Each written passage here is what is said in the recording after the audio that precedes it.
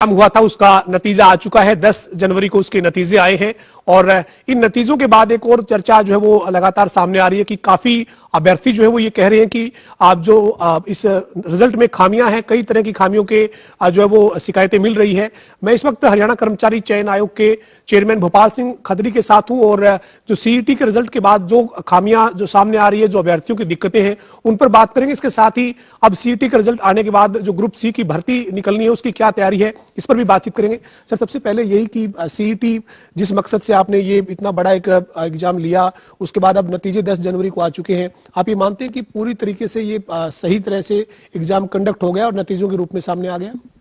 हाँ, बिल्कुल सही तरीके से हुआ है। कुछ त्रुटियां हैं उसमें, उसका कारण ये है कुछ तो बच्चों की तरफ से रॉन्ग इन्फॉर्मेशन दी गई, जब ताकि हम परिवार पहचान पत्र से उसका डाटा वेरीफाई करेंगे। अब परिवार पहचान पत्र में भी कुछ चेंज हो गया है। जो परिवार पहचान पत्र का स्वामी है उसने कुछ उसमें चेंज कर दिया है, तो उस टाइम उसने कुछ भरा था, आज की स्थिति में स्टेटस कुछ और बदल गया।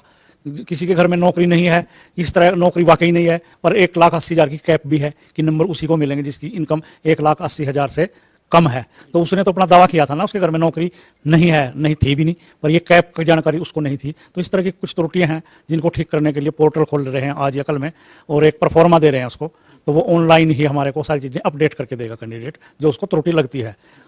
ये सीईटी में सर कितने अभ्यर्थी थे, यानी कितने आवेदन थे, और जो रिजल्ट आया है उसमें जो पास हुए हैं उनकी संख्या क्या है सर? क्योंकि काफी संख्या में थे ग्रुप सी के लिए आवेदन करने वाले अभ्यर्थी, तो क्या रिजल्ट क्या है सर, उसमें टोटल क्या अपडेट है? कुल जो कैंडिडेट थे जिन्होंने अप्लाई किया था उनकी संख्या थी 11,22,232 और जो पास हुए हैं उनकी संख्या है 7,73,572, जिसमें 4,77,926 मेल हैं और 2,95,627 जो है फीमेल हैं और 19 जो है वो ट्रांसजेंडर हैं। इस तरह से 3,57,562 जो लोग हैं वो पास हुए हैं। जो मैंने बताया 7,73,000 ये अपीयर हुए थे, इन्होंने एग्जाम दिया था, और 3,57,562 पास हुए हैं और 4,16,010 लोग जो है वो डिस्क्वालीफाई हुए हैं, यानी कि वो जो 40 और 50% का वो था पैमाना वो अचीव नहीं कर पाए। सर, ये जो खामियां हैं, जैसे अभी काफी अभ्यर्थी जो हमारे से भी बात करें वो ये कह रहे हैं कि फादर नहीं है, लेकिन उम्र जो है वो 42 साल के बाद फादर का देहांत हुआ। तो इस तरह से जो कई जो मापदंड है, उन मापदंडों में कहीं जो आपने बताया कि अभ्यर्थियों ने भी कई त्रुटियां रखी आवेदन करते वक्त, लेकिन जो ये रिजल्ट में जो ज्यादातर ये चर्चा हो रही है कि बहुत ज्यादा जिनको सामाजिक और आर्थिक आधार के जो नंबर मिलने चाहिए थे उनको मिले नहीं, और जिनको मिले हैं उनको मतलब इसमें इस तरह की दिक्कत है कि मैं आवेदन कर रहा था, मैं एलिजिबल था, मुझे वो नंबर सामाजिक आर्थिक के मिले नहीं, और जो दूसरा था जिसने आवेदन किया उसको वो मिल गए हैं। तो इस तरह से ये इनको इस पोर्टल के माध्यम से ठीक किया जाएगा सर? बिल्कुल, इसी पोर्टल के माध्यम से बच्चे को ही हमने ऑप्शन दिया है कि वो जो क्लेम उसने किया था, अगर उसको गलत नंबर मिल गए हैं, कल आने वाले टाइम में उसके लिए कोई प्रॉब्लम ना हो तो वो विड्रॉल कर सकता है, और जिसका कोई क्लेम बनता है वो भी अपना क्लेम कर सकता है। पोर्टल के माध्यम से हम ये कर रहे हैं। जो आपने बात कही कि वो फादरलेस था, हमारे सिस्टम ने तो उसको फादरलेस देख के और नंबर दे दिए। उसको सिस्टम को तो ये पता नहीं है ना कि फादर 42 साल के नहीं थे और बच्चा 15 साल का नहीं था। ये तो डॉक्यूमेंट वेरिफिकेशन का विषय है। अब हम उसको परिवार पहचान पत्र से और दूसरे तरीकों से वेरीफाई कर रहे हैं। अगर वो वेरीफाई नहीं होता, हमने लिखा भी है कि इतने लोगों का मैच नहीं हो रहा है, उनके आगे हमने प्रोविजनल लिखा है, तो हम फिजिकली बुलाएंगे भी कुछ बच्चों को।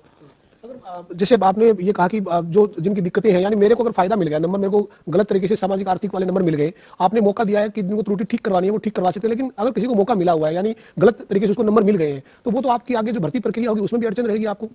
वो हमने लिखा हुआ है अपने उसमें, जो हमारी जो स्कोर कार्ड है वो डाउनलोड किया, उसकी 3 और 4 नंबर पे हमने इंस्ट्रक्शंस में लिखा हुआ है कि अगर वो गलत दावा मिलेगा उसका तो उसका कैंडिडेट रद्द करेंगे। अगर किसी ने नहीं मिला क्लेम अपना, वो अपना क्लेम कर सकता है। यही तो इसीलिए तो पोर्टल खोला है हमने। पोर्टल जो आप खोल रहे हैं सर, इस पे जो आपत्ति आएगी, आवेदन आएंगे, उसके बाद दोबारा रिवाइज जो होगा वो कितने दिन का एक प्रोसेस मान के चल सकते हैं कि कितने दिन में ये सब कुछ ठीक कर दिया जाएगा? 15 दिन का हमने बच्चों को टाइम दिया है और अगले 3-4 दिन में हम ठीक कर लेंगे। इसके बाद सर ग्रुप सी की जो भर्ती निकलनी है उसके लिए पिछले दिन हरियाणा के मुख्यमंत्री मनोहर लाल भी जब मीडिया से रूबरू हुए थे तो उन्होंने भी कहा कि ग्रुप सी की भर्ती जो उसका विज्ञापन हरियाणा कर्मचारी चयन आयोग जल्द जारी कर सकता है। हालांकि ये सारा काम कर्मचारी चयन आयोग का है, लेकिन उन्होंने कहा कि ग्रुप सी की बड़ी भर्ती जो है वो हरियाणा में जल्द होगी। तो वो भर्ती कितने पदों की होगी सर, और किस रूप में आप उसको करेंगे, क्योंकि सीईटी का रिजल्ट आ चुका है?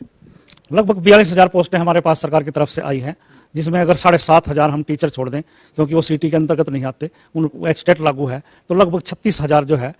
35,000-36,000 सी क्लास की वो सीटी के माध्यम से हम भरेंगे। और जो हमने कहा कि 15 दिन का टाइम दे रहे हैं, ये 15 दिन का टाइम हमारे विज्ञापन में कोई अड़चन नहीं है, क्योंकि हमने तो जब उससे पोस्ट के अगेंस्ट अप्लाई करवाना है या वो पेपर देने आएगा तब तक हमने उसकी बात को दुरुस्त करना है। एडवर्टाइजमेंट इसमें कहीं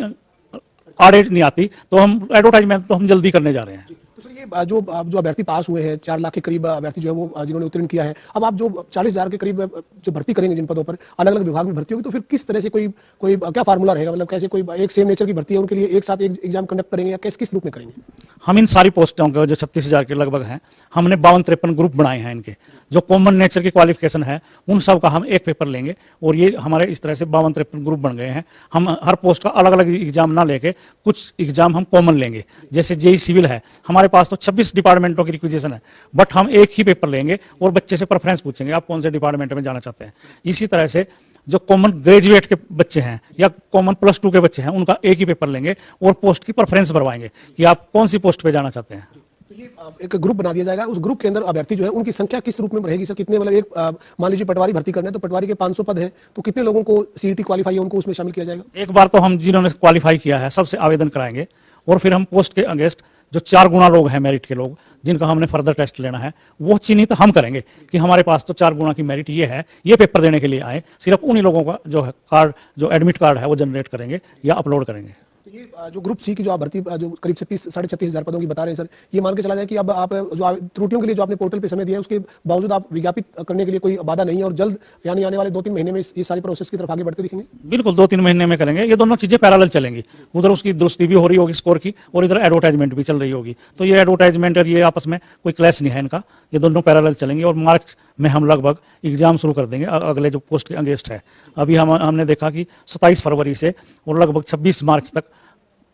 10 और जो +2 है उसके एग्जाम शुरू होने वाले हैं। तो हमने सरकार से पूछा है कि क्या ऐसा कोई प्रावधान हो सकता है कि जो कक्षाओं के पेपर हैं, एग्जाम हैं, वो सैटरडे संडे को ना हो, और सैटरडे संडे जो हमारी प्रतियोगी परीक्षाएं हैं उसके लिए खाली छोड़ी जाए। तो उन्होंने भी संडे तो कहा है कि संडे को पेपर नहीं होता क्लास का, जो क्लास के पेपर दे रहे हैं, कोई 9वीं का दे रहा है, 10वीं का दे रहा है, 12वीं का दे रहा है, तो अभी संडे तो उन्होंने खाली रखा है हमारे लिए। तो हमारा प्रयास है कि सैटरडे भी हमारे लिए वैकेंट करें वो। अभी आप जो ग्रुप सी के लिए जो स्क्रीनिंग टेस्ट लेने जा रहे हैं उसमें जो आपने कहा कि ग्रुप बनाकर आप एग्जाम लेंगे, लेकिन जो सेम नेचर के हैं उनका एक ग्रुप बनाएंगे, लेकिन स्क्रीनिंग का एग्जाम का पैटर्न क्या होगा? मतलब मोटे तौर पर क्या जनरल नॉलेज उसमें प्रेफरेंस रहेगी, या मतलब क्या एक पैटर्न क्या रहेगा, ताकि अभ्यर्थी जो है जो इसकी तैयारी में लगे हुए हैं, हरियाणा कर्मचारी चयन आयोग के चेयरमैन अगर कुछ उनको जानकारी देंगे तो उनकी तैयारी में उनको आसानी रहेगी?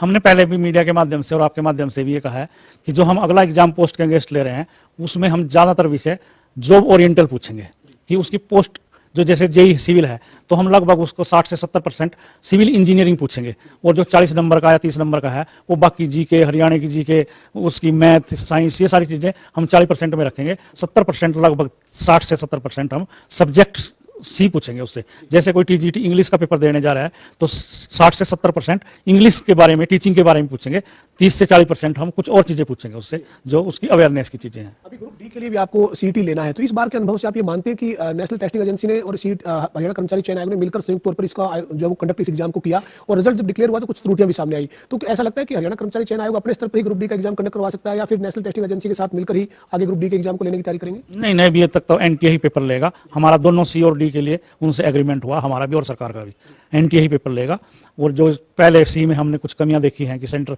दूर दूर थे, तो अब की बार हमने उनको कहा है कि फिजिकल वेरिफिकेशन करें आप इन सेंटरों की। अगर शहर में ही आपके पास अवेलेबल है सेंटर तो इंटीरियर में क्यों जाना, जो कुछ कमी है वो पूरी दुरुस्त करेंगे अब की बार। कोई हैंडीकैप्ड को दूर स्टेशन मिल गया 150 किलोमीटर, तो हमने उसको संज्ञान लिया, कैसे मिल गया, तो उन्होंने हमारे को बताया कि इसने अपना पार्टिकुलर भरते टाइम ये नहीं बताया कि मैं हैंडीकैप्ड हूँ, तो सॉफ्टवेयर ने तो उसका उठा लिया,